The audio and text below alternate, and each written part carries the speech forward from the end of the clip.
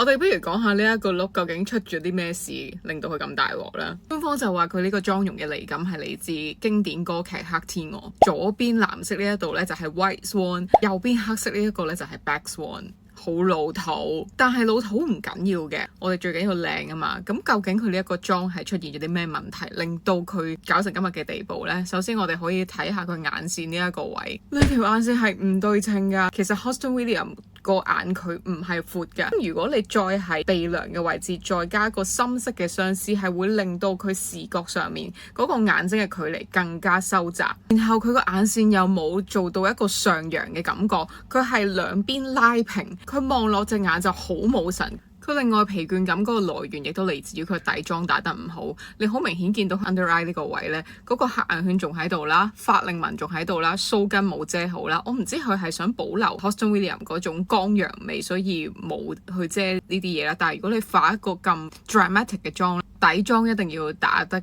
幾無瑕。佢另外嗰個出事位咧，都喺嗰個眉毛度嘅，化妝師特登將佢個眉毛塑造到一個野生眉嘅感覺啦，去保留翻佢嗰個光陽感。佢眉毛嗰個出事位咧，同佢個眼線咧，仲要唔係一個自然嘅弧度，其實佢眉毛應該係要長啲嘅。如果佢眼線畫得咁長嘅話，仲有佢啲顏色係 blend 得幾核突下嘅。去睇翻啲正確嘅例子，去點樣 redefine 呢一個妝，畫翻靚個底妝，同埋將個顏色 blend 翻靚，其實所有嘢都會工整咗好多咯。佢呢個 makeup 仲要係 Chanel Beauty 贊助，其實呢啲係咪另類倒米呢？